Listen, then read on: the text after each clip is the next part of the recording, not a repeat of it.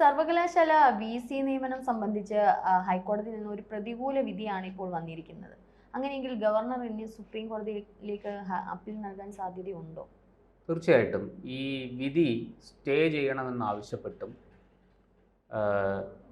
ഈ വിധി പുനഃപരിശോധിക്കണമെന്നും ഒക്കെ ആവശ്യപ്പെട്ട് ഗവർണർ സുപ്രീം കോടതിയെ സമീപിക്കാനുള്ള സാധ്യത വളരെ കൂടുതലാണ്. കാരണം ഇപ്പോൾ ഈ VC നിയമനം നമുക്കറിയാം, സർക്കാർ ഒരു സെർച്ച് കമ്മിറ്റി ഉണ്ടാക്കി, അതിൽ നിന്ന് ആ സെർച്ച് കമ്മിറ്റി ഒരു VCമാരുടെ പാനൽ, 3-4 പേരുടെ ഒരു പാനൽ കൊടുക്കുന്നു. ആ പാനലിൽ നിന്ന് ഒരാളെ ചാൻസലർ കൂടിയായ ഗവർണർ തീരുമാനിക്കുന്നു. ഈ താൽക്കാലിക VC എന്ന് പറഞ്ഞൊരു സംവിധാനം UGC ചട്ടങ്ങളിലെങ്ങും ഇല്ല. അപ്പോൾ ഗവർണർ ഒരു VCയെ നിശ്ചയിച്ചു കഴിഞ്ഞാൽ ആ VCയുടെ കാലയളവ് എത്ര വരെയാണ് എന്ന് തീരുമാനിച്ചിട്ടില്ല, അതിനൊരു പരിധി അങ്ങനെ പറഞ്ഞിട്ടില്ല. ഇവിടെ കൃത്യമായിട്ടും ഈ പറഞ്ഞതുപോലെ സെർച്ച് കമ്മിറ്റി ചേർന്ന് ആ സെർച്ച് കമ്മിറ്റി ഒരു 3-4 പേരടങ്ങിയ VCമാരെ അതിൽ നിന്നൊരു VCയെ തിരഞ്ഞെടുക്കാൻ വേണ്ടിയിട്ട് പാനൽ കൊടുക്കുന്നു. ഇപ്പോൾ ഇവിടെ നമ്മുടെ ഡിജിറ്റൽ സർവകലാശാലയുണ്ട്, സാങ്കേതിക സർവകലാശാലയുണ്ട്, ആരോഗ്യ സർവകലാശാലയുണ്ട്. ഇതിൻ്റെ എല്ലാം VCമാരെ നിയമിക്കുന്നതിന് ചെറിയ ചെറിയ വ്യത്യാസങ്ങളുണ്ട്. ഇപ്പോൾ ഡിജിറ്റൽ സർവകലാശാലയുടെ VC നിയമനത്തിൽ പറഞ്ഞിരിക്കുന്ന കാര്യങ്ങൾ പരിപൂർണമായിട്ടും അതുപോലെ ആയിരിക്കില്ല ഒരു പക്ഷേ സാങ്കേതിക സർവകലാശാലയുടെ.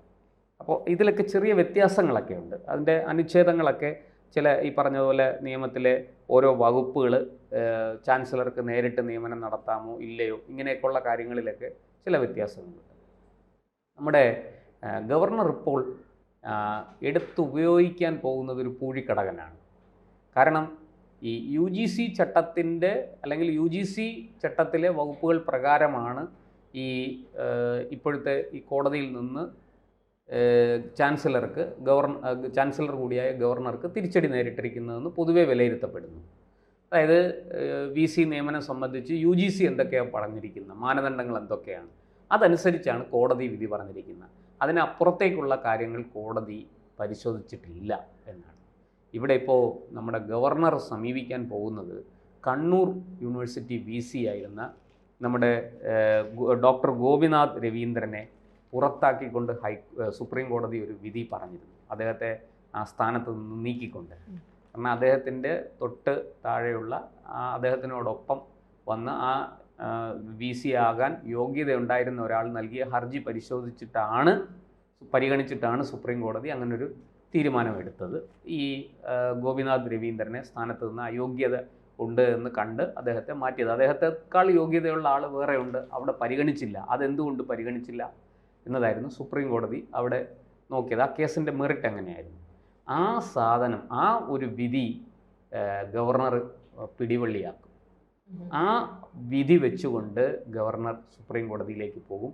ഇത് UGC ആക്ട് അനുസരിച്ച് മാത്രം പരിശോധിച്ചാൽ പോരാ, മറ്റ് മാനദണ്ഡങ്ങളും അതിനകത്ത് പരിശോധിക്കണം. അവിടെ ഗവർണർ, ചാൻസലർ കൂടിയായ ഗവർണർക്ക് അവിടെ പരമാധികാരമുണ്ട് എന്ന് പറഞ്ഞായിരിക്കും അദ്ദേഹം മുന്നോട്ട് പോവുക. ഈ നമ്മുടെ കണ്ണൂർ VC ആയിരുന്ന ഡോക്ടർ ഗോപിനാഥ് രവീന്ദ്രൻ്റെ കാര്യത്തിലുണ്ടായ തിരിച്ചടി സുപ്രീം കോടതിയിൽ നിന്ന് ഈ സർക്കാരിൻ്റെ ഇപ്പോൾ ഹൈക്കോടതിയിൽ നിന്ന് സമ്പാദിച്ച ഈ വിധിക്കും ഉണ്ടാകാൻ സാധ്യതയുണ്ട് എന്ന് പൊതുവെ വിലയിരുത്തപ്പെടുന്നുണ്ട്. നമ്മുടെ രാഷ്ട്രീയ നിരീക്ഷകരും നിയമവിദഗ്ധരും ഒക്കെ പറയുന്നുണ്ട്. എന്തായാലും ഒരു കാര്യം സത്യമാണ്, ഈ VC നിയമനം വലിയ തോതിൽ ചോദ്യം ചെയ്യപ്പെടാനുള്ള സാധ്യത സുപ്രീം കോടതി ഒരു പക്ഷേ ഈ കേസൊക്കെ പരിഗണിച്ച് കഴിയുമ്പോൾ ഇപ്പോൾ UGC ആക്ട് അടക്കമുള്ളതിൽ VCയെ നിശ്ചയിക്കുന്ന മാനദണ്ഡങ്ങൾ ഇതിലൊക്കെ ഒരു പുനഃപരിശോധന നിർദ്ദേശിച്ചേക്കാം. ഇപ്പോൾ മുമ്പ് കഴിഞ്ഞു പോയതിൽ ഇനി ഒന്നും ചെയ്യാൻ പറ്റില്ല. നിയമിച്ചിരിക്കുന്നവരെയും എടുത്തങ്ങനെ കളയാൻ പറ്റില്ല. ഉദാഹരണത്തിന് നമ്മുടെ സാങ്കേതിക സർവകലാശാലയിലും ഡിജിറ്റൽ സർവകലാശാലയിലുമൊക്കെ ഇപ്പം താൽക്കാലികമായിട്ടാണ് VC നിയമനം വന്നിരിക്കുന്നത്. ആ താൽക്കാലിക നിയമനത്തെയാണ് ഇവിടെ കോടതി തടഞ്ഞത്, അല്ലെങ്കിൽ അത് ശരിയല്ല എന്ന് പറഞ്ഞത്. അപ്പോൾ പുതിയ VCമാരെ സർക്കാർ നിശ്ചയിക്കുന്ന പാനലിൽ സർക്കാരിൻ്റെ സെർച്ച് കമ്മിറ്റി ഒരു പാനൽ ഉണ്ടാക്കുമല്ലോ, ആ പാനലിൽ നിന്ന് VCമാരെ തിരഞ്ഞെടുക്കണം എന്ന് ഹൈക്കോടതി ആ രീതിയിലാണ് വിധി പറഞ്ഞിരിക്കുന്നത്. പക്ഷേ ഇവിടുത്തെ പ്രശ്നം എന്താണെന്ന് വെച്ചാൽ അങ്ങനെ സർക്കാർ കൊടുത്ത ഒരു പാനലിൽ നിന്ന് സർക്കാർ നിർബന്ധം പിടിച്ച് തീരുമാനിച്ച ആളാണ് ഡോക്ടർ ഗോപിനാഥൻ രവീന്ദ്രൻ. ആ ഗോപിനാഥൻ രവീന്ദ്രൻ നമ്മുടെ മുഖ്യമന്ത്രി പിണറായി വിജയനും പാർട്ടിക്കും വളരെ വേണ്ടപ്പെട്ട ആളായതുകൊണ്ടാണ് അദ്ദേഹത്തിന് VC ആയിട്ട് നിയമനം കിട്ടിയത്. അത് ചോദ്യം ചെയ്തുള്ള ഹർജിയിന്മേലാണ് സുപ്രീം കോടതിയിൽ നിന്ന് ഹർജിക്കാരന് അനുകൂലമായ വിധി വന്നതും ഡോക്ടർ ഗോപിനാഥ് രവീന്ദ്രനെ സ്ഥാനത്ത് നിന്ന് മാറ്റേണ്ടി വന്നത്. അത് സത്യത്തിൽ സർക്കാരിന് മുഖമടച്ച് കിട്ടിയ ഒരു അടിയാണ്. അപ്പോഴെങ്കിലും സർക്കാർ പഠിക്കേണ്ടതായിരുന്നു, അത് പഠിച്ചില്ല. ആരിഫ് മുഹമ്മദ് ഖാൻ വളരെ സൈലൻ്റ് ആയിട്ടിരുന്നു, സർക്കാരിൻ്റെ നിർബന്ധത്തിന് വഴങ്ങി. അദ്ദേഹം കോടതിയിൽ പറഞ്ഞു, എനിക്കൊന്നും ചെയ്യാൻ പറ്റില്ല, സർക്കാർ വാശി പിടിക്കുന്നു. ഇതാണ് കാരണം. സുപ്രീം കോടതി അതിനകത്ത് അനീതി കണ്ടു. സുപ്രീം കോടതി ആ അനീതിക്കെതിരായിട്ട് വിധി പറഞ്ഞു. വളരെ കൃത്യമായിട്ട് ഹർജിക്കാരന് നീതി ലഭിച്ചു, അല്ലേ? അതാണ് ഈ കണ്ണൂർ VC നിയമനത്തിൽ സുപ്രീം കോടതിയിൽ നിന്ന് നമ്മൾ കണ്ട കാഴ്ച. അത് ആ സാധനം കൃത്യമായിട്ടും ഒരു എന്താ പറയണ്ടേ, പിടിവള്ളിയാക്കിക്കൊണ്ട് അതിനെ മുറുകെ പിടിച്ചുകൊണ്ടായിരിക്കും ഗവർണർ ഇനി മുന്നോട്ട് പോവുക. കാരണം ഒരു കേസിൽ സുപ്രീം കോടതി പറഞ്ഞ വിധി സമാനമായ മറ്റ് കേസുകളിലും തുടരാനുള്ള, അല്ലെങ്കിൽ അത് ആ വിധിയുടെ ചുവട് പിടിച്ച് മുന്നോട്ട് പോകാനുള്ള സാധ്യതയാണ് നിയമവിദഗ്ധർ കൽപ്പിക്കുന്നത്. എന്തായാലും അതിനെതിരായ ഒരു വിധി സുപ്രീം കോടതിയിൽ പറയാൻ സാധിക്കില്ല. അത് നിയമപരമായിട്ടും സാങ്കേതികപരമായിട്ടും അത് സാധ്യമല്ല. കാരണം സുപ്രീം കോടതി എല്ലാ മെറിറ്റും നോക്കിയിട്ടാണല്ലോ അവിടെ ആ കേസ് വേണ്ട വിധത്തിൽ കേട്ട് അത് പഠിച്ച് ശേഷമാണല്ലോ വിധി പറഞ്ഞിരിക്കുന്നത്. അപ്പോൾ ആ വിധിയിലെ മാനദണ്ഡങ്ങൾ സമാനമായ കേസുകളിലെല്ലാം തുടരേണ്ടി വരും. അതുകൊണ്ട് തന്നെ സർക്കാർ ഇപ്പോൾ ഇവിടെ താൽക്കാലികമായിട്ട് ഹൈക്കോടതിയിൽ നിന്ന് അനുകൂലമായ വിധി കിട്ടി എന്നൊക്കെ പറഞ്ഞ് ആശ്വസിക്കുന്നുണ്ടെങ്കിലും ഗവർണർ സുപ്രീം കോടതിയിലേക്ക് പോയാൽ അത് കനത്ത തിരിച്ചടിയായിരിക്കും.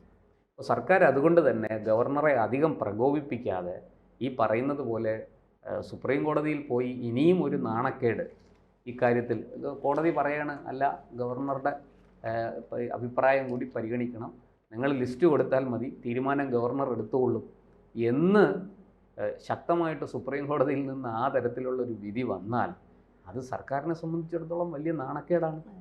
കാരണം ഒന്നിനു പുറകെ ഒന്നായി കിട്ടുന്ന അടികളാണിതെല്ലാം. നമുക്കറിയാം ഈ ഗോപിനാഥ് രവീന്ദ്രൻ്റെ കാര്യത്തിൽ സർക്കാർ ആകെ നാണം കെട്ടു. അതുപോലെ ഈ അനധികൃത നിയമനങ്ങൾ, സർവകലാശാലയിൽ പിൻവാതിൽ വഴി നേതാക്കളുടെ ഭാര്യമാരെ തിരികെ കയറ്റാൻ ശ്രമിച്ച സംഭവങ്ങൾ, ഈ പിന്നെ PhD യോഗ്യതയില്ലാത്തവർക്ക് PhD കൊടുക്കുന്നത് തുടങ്ങി ഇങ്ങറ്റത്ത് BCom ജയിക്കാത്തവന് MComന് അഡ്മിഷൻ കൊടുത്തത് വരെയുള്ള സകല സംഭവങ്ങളിലും സർക്കാർ നാണം കെട്ട് നിൽക്കുകയാണ്, അല്ലേ? ഇതൊക്കെ പൊതുജനം കണ്ടുകൊണ്ടിരിക്കുകയല്ലേ. അപ്പോൾ അങ്ങനൊരു നാണക്കേട്, അതിൻ്റെ പുറത്ത് മറ്റൊരു നാണക്കേട് കൂടെ വരുത്തി വെക്കേണ്ട എന്ന് ചിന്തിച്ച് സർക്കാർ ഒരു പക്ഷേ ഗവർണറോട് ഒരു കോംപ്രമൈസിന് ചെന്നാലും മതി. അതിനും സാധ്യതയുണ്ട്. കാരണം സർക്കാർ അങ്ങനെയാണ്. ഈ പ്രത്യേകിച്ച് ഇലക്ഷൻ അടുക്കുകയാണ്. നേരത്തെ ആയിരുന്നെങ്കിൽ ഈ കുഴപ്പമൊന്നുമില്ല, ഇലക്ഷൻ ഒന്നും അടുത്ത് വരുന്നില്ല. അപ്പോൾ ഇലക്ഷൻ അടുക്കുന്ന സന്ദർഭങ്ങളിൽ, കാരണം ഇപ്പോൾ കേസ് സുപ്രീം കോടതി വന്നാലും അത് വിളിച്ച് നോക്കി ഒക്കെ എടുക്കുമ്പോൾ ഒരു സമയമാവും. അപ്പം ആഴ്ചകളും മാസങ്ങളും കടന്നു പോകും. ഇലക്ഷനിങ് അടുക്കുകയാണ്. ആ സമയത്ത് സർക്കാരിനെതിരായ വിധികൾ സുപ്രീം കോടതിയിൽ നിന്നും വന്നാൽ, അല്ലെങ്കിൽ ഹൈക്കോടതിയിൽ നിന്നുമൊക്കെ വന്നാൽ, അത് സർക്കാരിനെ വളരെ ദോഷകരമായിട്ട് ബാധിക്കും. പ്രതിപക്ഷം അതൊരു വലിയ ആയുധമാക്കും. അതൊക്കെ തീർച്ചയായിട്ടും സർക്കാരിനറിയാം, ജനവികാരം എതിരാക്കാൻ ശക്തിയുള്ള ആയുധങ്ങളാണ് എന്ന് സർക്കാരിനറിയാം. അതുകൊണ്ട് ഗവർണറെ അധികം പ്രകോപിപ്പിക്കാതെ ഒരു സമവായത്തിൻ്റെ മാർഗത്തിൽ പോകാനുള്ള സാധ്യത ഇതിനകത്ത് തെളിഞ്ഞിട്ടുണ്ട്. ഈ പറഞ്ഞതുപോലെ ഇപ്പോൾ ഭാരതാംബ വിവാദം, ഇക്കാര്യത്തിലൊക്കെ ഗവർണറെ മനഃപൂർവ്വം പ്രകോപിപ്പിക്കാൻ, അതായത് ഇവിടെ RSSനെ നേരിടാൻ ഞങ്ങൾക്കേ പറ്റൂ എന്ന് കാണിക്കാൻ വേണ്ടിയിട്ട് കൊമ്പും കുഴലും ഒക്കെ എടുത്തുകൊണ്ട് ഇറങ്ങിയവരാണ്. പക്ഷെ അവർക്ക് വരാൻ പോകുന്ന അപകടം എന്താണെന്നും കൂടെ മനസ്സിലായിട്ടുണ്ട്. അതുകൊണ്ട് തന്നെ അവർ ഒരു വലിയ നിയമയുദ്ധത്തിലേക്ക് പോകാതെ, ഒരു ഏറ്റുമുട്ടലിലേക്ക് പോകാതെ ഗവർണറുമായിട്ട് സമവായത്തിലെത്താനുള്ളൊരു സാധ്യതയും ഇതിനകത്തുണ്ട്. അതും നമുക്ക് തള്ളിക്കളഞ്ഞുകൂടാ. പക്ഷേ ഞാൻ മനസ്സിലാക്കിയിടത്തോളം ഗവർണർ ഈ കാര്യത്തിൽ ഒരു വിട്ടുവീഴ്ചയ്ക്ക് തയ്യാറാകും എന്നെനിക്ക് തോന്നുന്നില്ല. കാരണം അദ്ദേഹത്തിൻ്റെ അഭിമാനത്തിനേറ്റ മുറിവാണ് ഈ വിധി. അതുകൊണ്ട് തന്നെ അദ്ദേഹം നിയമവിദഗ്ധരുമായിട്ട് ആലോചിച്ച് സുപ്രീം കോടതിയിലേക്ക് പോകാനുള്ള ഒരു വഴി അദ്ദേഹത്തിന് തുറന്നു കിടപ്പുണ്ട്.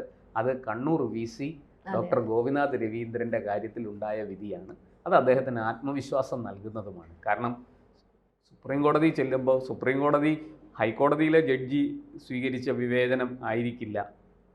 വിവേചനാധികാരമായിരിക്കില്ല സുപ്രീം കോടതിയിലെ ജഡ്ജി സ്വീകരിക്കാൻ പോകുന്നത്. അവിടെ കുറേ കൂടെ ഈ കാര്യത്തിൽ ക്ലാരിറ്റി ഉണ്ടാകും എന്ന് അദ്ദേഹം പ്രതീക്ഷിക്കുന്നു. അതുകൊണ്ട് സർക്കാർ വലിയ നാണക്കേടുണ്ടാക്കാതെ ഇതൊരു സമവായത്തിലെത്തി ചർച്ച ചെയ്ത് പ്രശ്നം പരിഹരിച്ച് ഗവർണറുമായിട്ട് ഒത്തൊരുമിച്ച് പോകുന്നതായിരിക്കും സർക്കാരിന് നല്ലത്. അല്ലെങ്കിൽ ഇതായിപ്പോൾ നിയമസഭാ സമ്മേളനം വരാൻ പോകുന്നു, പിന്നെ ബില്ലുകളുണ്ട്, ഗവർണർ ഇക്കാര്യത്തിലൊക്കെ എന്തെങ്കിലുമൊക്കെ ഉടക്കുകൾ ഇട്ടാൽ സർക്കാരിനെ സംബന്ധിച്ചിടത്തോളം അത് വലിയ നാണക്കേടുമാണ്, വലിയ തകർച്ചയിലേക്ക് അവർ പോകാനും സാധ്യതയുണ്ട്. അതിനൊന്നും നിൽക്കാതെ ഇതൊരു സമവായത്തിലെത്താനുള്ള സാധ്യതയും നമുക്ക് തള്ളിക്കളയാൻ കഴിയില്ല.